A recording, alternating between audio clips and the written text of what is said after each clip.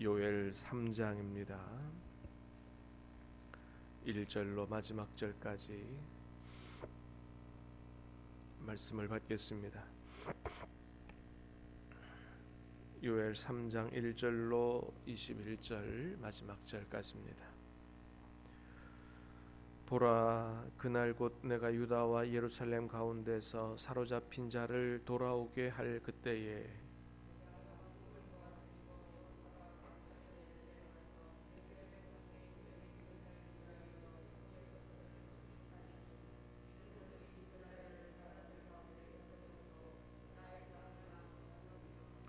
또 제비 뽑아 내 백성을 끌어가서 소년을 기생과 바꾸며 소녀를 술과 바꾸어 마셨음이니라.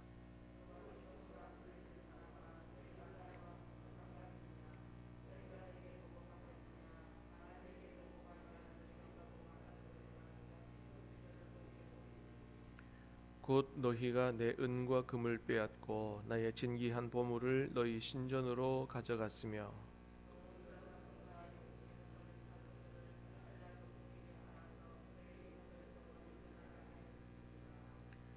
보라, 내가 그들을 너희가 팔아 이르게 한 곳에서 일으켜 나오게 하고 너희가 행한 것을 너희 머리에 돌려서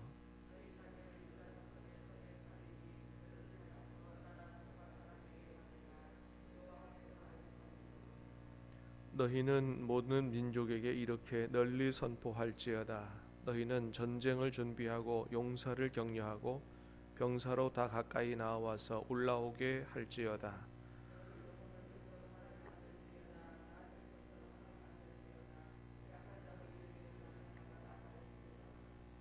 사면의 민족들아, 너희는 속히 와서 모일지어다.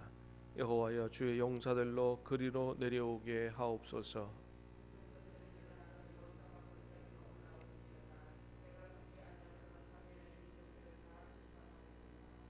너희는 낫을 쓰라. 곡식이 익었도다. 와서 밟을지어다. 포도주 틀이 가득히 차고 포도주 독이 넘치니 그들의 악이 크미로다.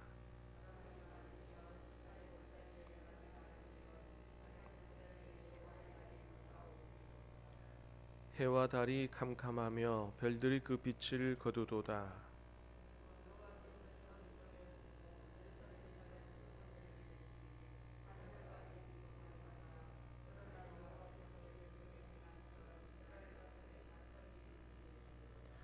그런즉 너희가 나는 내 성산 시온에 사는 너희 하나님 여호와인 줄 알 것이라. 예루살렘이 거룩하리니 다시는 이방 사람이 그 가운데로 통행하지 못하리로다.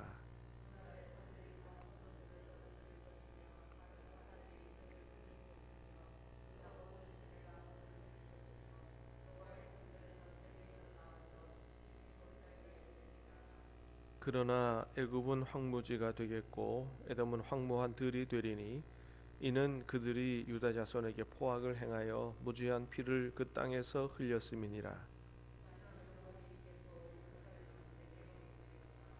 같이 읽겠습니다. 내가 전에는 그들의 피 흘림 당한 것을 갚아주지 아니하였거니와 이제는 갚아주리니 이는 여호와께서 시온에 거하심이니라. 아멘.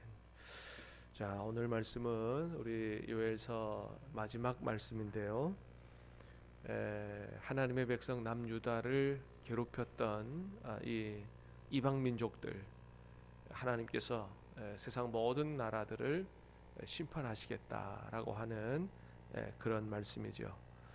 자, 그런데 이 말씀은 남유다 옛날 이스라엘에만 국한된 말씀이 아니고 앞으로 있을 전국의 심판과도 연결되어 있는 그런 말씀으로 볼 수가 있습니다. 자, 우리 1절, 2절, 3절까지 한번 다시 보겠습니다. 시작.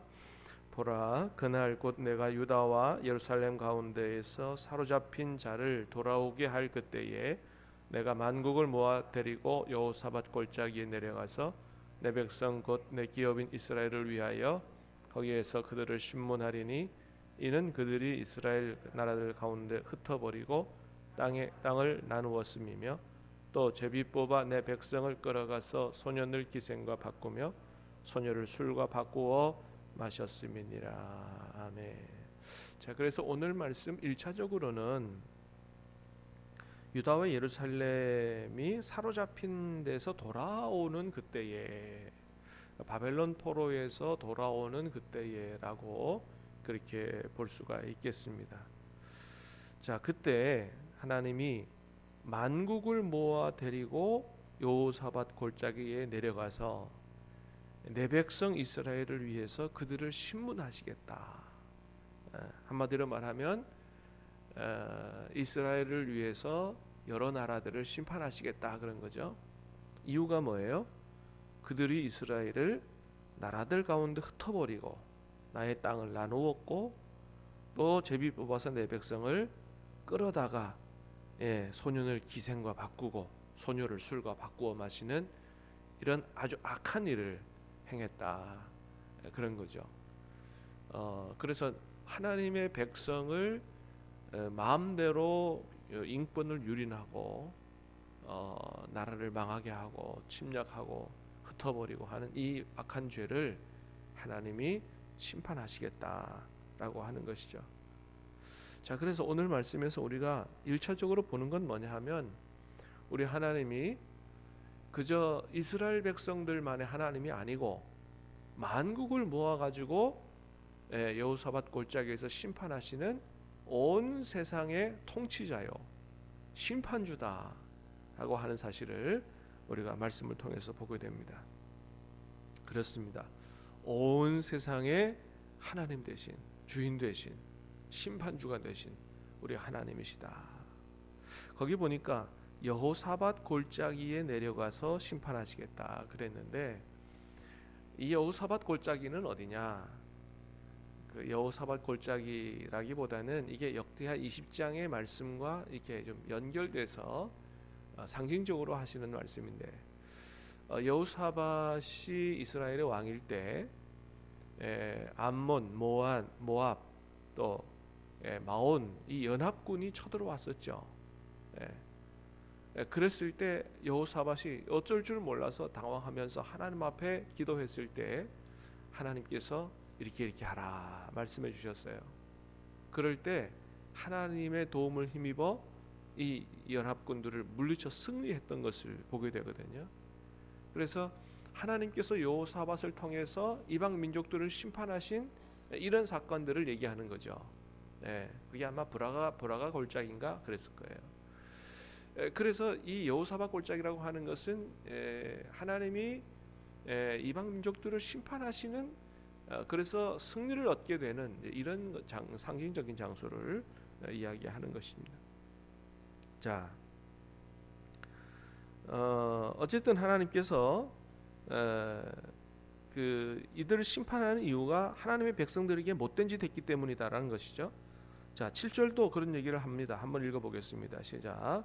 보라, 내가 그들을 너희가 팔아 이르게 한 곳에서 나오게 하고 너희가 행한 것을 너희 머리에 돌려서 너희가 행한 것을 너희 머리에 돌리겠다. 다시 말하면 너희 행한 대로 심판한다라고 하는 거죠. 여러분, 행한 대로 심판하신다고 하는 이 말씀은 요한계시록에도 그대로 나오죠. 하나님 마지막 날에 심판을 어떻게 하신다고요? 행한 대로 심판하신다는 이야기를 계속하세요. 물론 믿음을 가지고 있느냐 없느냐가 심판의 기준이죠. 그죠? 근데 믿음을 가지고 있다가 단순히 교회 나온다 안 나온다가 아니고 뭐예요? 그게 행함과 연결되어 있다는 거죠. 사랑하는 여러분, 진정한 믿음은 입술에서 머물지 않고 행함으로 나오는 줄로 믿습니다. 그래서 믿음은 삶이라는 거죠. 그래서 그 사람의 믿음을 보려면 뭘 봐야 돼요? 입술을 보는 게 아니고 삶을 보는 거예요. 사랑하는 여러분, 저와 여러분의 믿음이 입술로나 종교적 열심으로만 표현되는 게 아니고 삶으로 나타날 수 있게 되기를 주님의 이름으로 축복합니다. 그 사람이 진짜 믿음이 있느냐 없느냐는 그 사람의 생각과 가치관과 삶으로 드러난다는 거죠. 물론 정도의 차이는 있을 수 있지만 반드시 삶으로 열매를 맺게 된다. 그래서 그게 줄곧 하나님이 성경을 통해서 하시는 말씀이고, 그래서 행동을, 삶을 보고 심판하신다는, 행위대로 심판하신다는 얘기는 그게 다른 말로 하면 믿음이 있느냐 없느냐, 진짜 믿음이냐 산 믿음이냐 죽은 믿음이냐, 그걸 보신다는 얘기죠. 4절 말씀도 보겠습니다. 시작. 두로와 시돈과 블레셋 사방아, 너희가 나와 무슨 상관이 있느냐? 너희가 내게 보복하겠느냐? 만일 내게 보복하면 너희가 보복하는 것을 내가 신속히 너희 머리에 돌리리니.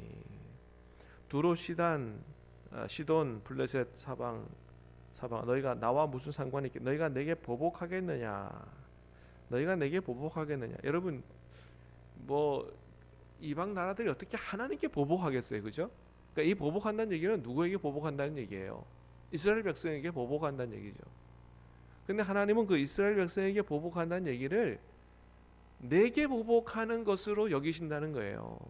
만일 내게 보복하면 그걸 신속히 너희 머리에 돌려주겠다. 그러니까 하나님의 백성들이 이 이방 나라에게 침략을 당하고 보복을 당하는 것을 그냥 두고 보지 못하는 이유는 뭐냐면, 곧바로 그게 곧 누구한테 행하는 것과 똑같다. 하나님께 행하는 것과 똑같이 보신다는 거예요. 우리 자녀가 어디 가서 얻어맞고 돌아오면 그게 꼭 내가 맞은 것처럼 아픈 것처럼, 하나님은 하나님의 백성이 그렇게 해를 당하는 것을, 또 하나님의 백성을 공격하는 것을 하나님에 대한 공격으로 여긴다는 거죠. 그래서 여러분, 세상에서 우리가 공격당하는 거, 욕먹는 거 너무 가슴 아파하지 마시길 바랍니다. 나중에 하나님께서 반드시 다 갚아주세요. 하나님이 우리가 잘못하지 않은 선에서, 그죠? 그래서 우리가 잘못해서 욕먹으면 안 되겠지만, 의를 행하는데도 불구하고, 바르게 사는데도 불구하고 욕을 먹고 피해를 당하는, 하나님 반드시 갚아주신다 약속하십니다. 오히려 그들이 불쌍한 거예요. 하나님 앞에 더 큰 보복을 당할 거기 때문에. 또한 우리가 하나님의 백성이 당하는 것은 하나님께 행하는 것이라고 말씀하시니, 절대로 우리가 믿음의 형제를 아프게 하거나 해를 가해서는 안 된다. 그거는 하나님께 행하는 공격과 같다는 거죠. 그래서 절대적으로 믿음의 형제를 하나님처럼 사랑하고 존중하는 우리가 그런 삶을 살아야 한다라고 하는 겁니다. 자, 9절에서 11절까지 또 읽어보겠습니다. 시작. 너희는 모든 민족에게 이렇게 널리 선포할지어다. 너희는 전쟁을 준비하고 용사를 격려하고 병사로 다 가까이 나와서 올라오게 할지어다. 너희는 보습을 쳐서 칼을 만들지어다. 낫을 쳐서 창을 만들지어다. 약한 자도 이르기를 나는 강하다 할지어다. 사면의 민족들아, 너희는 속히 와서 모일지어다. 여호와여, 주의 용사들로 거리로 내려오게 하옵소서. 아멘. 이방 민족들을 심판하시는 그런 날에 대한 모습인데, 마지막 날에 큰 전쟁이 있을 거다, 그런 거죠. 자, 계시록에서도 뭐라 그러냐면 마지막 날 큰 영적 전쟁이 있을 거다, 그죠? 마귀가 하늘에서 쫓겨나서 이 땅으로 내려왔다.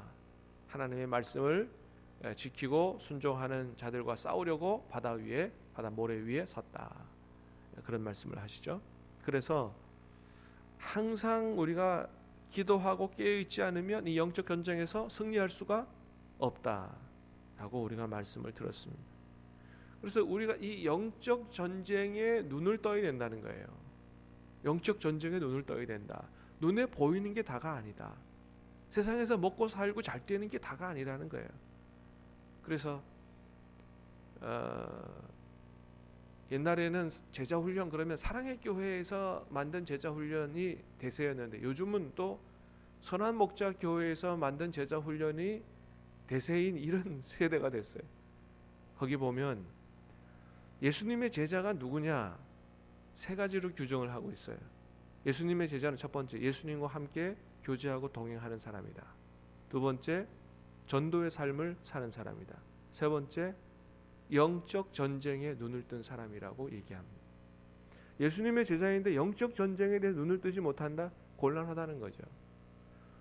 영적 전쟁이 있다는 거죠. 그것도 마지막 날이 다가올수록 큰 영적 전쟁이 있다. 이 영적 전쟁에 눈을 떠야 된다는 거예요. 그래서 하나님의 전신갑주를 입고 마귀의 유혹과 공격에 맞서서 싸워서 믿음을 지키고 승리하는 삶을 살아가야 된다. 사랑하는 여러분, 눈에 보이는 게 다가 아닙니다. 세상에서 먹고 살고 잘 되는 게 다가 아닙니다. 영적 전쟁에 눈을 뜰 수 있게 되기를 축복합니다. 항상 기도하고 깨어 있고 주님 능력을 덧입고 승리할 수 있게 되기를 주님의 이름으로 축복합니다. 이게 중요하다. 자, 16절 17절 시작. 여호와께서 시온에서 부르짖고 예루살렘에서 목소리를 내시리니 하늘과 땅이 진동하리로다. 그러나 여호와께서 그의 백성의 피난처 이스라엘 자손의 산성이 되시리로다. 그런즉 너희가 나는 내 성산 시온에 사는 너희 하나님 여호와인 줄 알 것이라. 예루살렘이 거룩하리니 다시는 이방 사람이 그 가운데로 통행하지 못하리로다. 그 마지막 날에 큰 영적 전쟁일 때 악한 무리들이 막 공격하고 그럴 때 그러나 뭐예요? 여호와께서 그의 백성의 피난처요 이스라엘 자손의 산성이 되시리로다. 할렐루야. 어떤 어려움이 있어도 어떤 핍박이 있어도 여러분 하나님이 피난처 되시고 산성이 되셔서 지켜주시고 보호해 주실 줄로 믿습니다. 하나님과 믿음으로 하나님 붙들고 사는 사람은 능히 이길 수 있다라고 하는 것입니다. 어떠한 어려움 가운데서도 이길 수 있다. 그리고 그런 큰 영적 전쟁이 지나고 나면 하나님이 승리하게 하시고 완성된 하나님의 나라가 이루어진다라고 하는 거죠. 하나님의 나라는 어떤 나라입니까? 18절 시작. 그날에 산들이 단 포도주를 떨어뜨릴 것이며 작은 산들이 젖을 흘릴 것이며 유다 모든 시내가 물을 흘릴 것이며 여호와의 성전에서 샘이 흘러나와서 시딤 골짜기에 되리라. 아멘. 그날에 산들이 단 포도주를 떨어뜨린다. 작은 산들이 젖을 흘린다. 뭐예요? 하나님의 은혜와 축복이 아주 풍성한 세상이 온다는 거죠. 여호와의 성전에서 샘이 흘러나와서 시딤 골짜기에 되리라. 하나님이 주시는 생명의 샘이 모든 곳에 충만하게 흘러넘친다. 시딤 골짜기는 사해 바다의 북동쪽에 있는 곳인데 사해 바다 근처에 있다 보니까 이 생명의 샘물이 가까이 가지 못하는, 그래서 늘 가물어요. 다른 나무들이 잘 살 수 없어요. 그래서 그저 아카시아 나무만 무성한 생명체가 잘 살 수 없는 이런 데인데 거기까지 하나님의 성전에서 생명의 샘물이 흘러간다는 거예요. 죽음의 땅까지 하나님의 성전에서 샘물이 흘러나가서 다 살린다. 이런 하나님의 나라가 온다라고 하는 겁니다. 사랑하는 여러분, 마지막 날이 가까이 오면 올수록 우리 신암교회에서 하나님의 생명의 샘물이 흘러나감으로 말미암아 지역 모든 주민들이 다 살게 되기를, 그 영혼이 살게 되기를 주님의 이름으로 축복합니다. 그런 날이 온다는 거죠. 자, 20절입니다. 시작. 유다는 영원히 있겠고 예루살렘은 대대로 있으리로다. 아멘. 하나님의 백성들은 영원히 있게 될 거다. 자, 21절입니다. 시작. 내가 전에는 그들의 피 흘림을 당한 것을 갚아주지 아니하였거니와 이제는 갚아주리니 이는 여호와께서 시온에 거하심이니라. 아멘. 하나님이 보복해 주시고 보상해 주시고 이제 예루살렘이 영원히, 하나님의 백성이 영원히 거하는 이유는 뭡니까? 하나님이 그들 가운데 함께 계시기 때문이다. 그렇습니다. 완성된 천국은 어떤 곳이냐? 하나님이 영원히 함께 계시는 곳입니다. 사랑하는 여러분, 그날을 소망할 수 있게 되기를 축복합니다. 예수님이 가져오실 완성된 하나님의 나라, 생명과 하나님의 은혜와 축복이 영원한 나라, 우리 그 나라를 소망하고 그 완성된 그 나라는 세상의 과학기술이 아니라 하나님만이 이루어질 수 있다고 믿고 그 나라를 소망하고 오늘도 우리 가운데 와 계신 우리에게 생명 주시는 그 하나님과 함께 동행하시면서 천국을 맛보고 사시는 복된 하루 되시기를 주님의 이름으로 축복합니다. 기도하겠습니다. 은혜로우신 주님 감사합니다. 오늘 말씀을 통해서도 참으로 하나님께서 마지막 날에 행하실 온 세상에 대한 심판과 또 온전한 믿음을 가지고 믿음을 지키며 산 하나님의 백성들에 대한 보호와 완성된 하나님의 나라의 축복에 대해서 알게 해 주시오니 감사합니다. 아버지 하나님, 마지막 날 큰 영적 전쟁이 있을 것이라 말씀하셨는데, 아버지 하나님, 우리 하나님 주시는 성령의 참으로 두루마리 전신갑주를 입고 어떤 유혹과 핍박과 공격 가운데서도 믿음을 잃지 않고 승리하는 삶을 살아갈 수 있도록 도와 주시옵소서.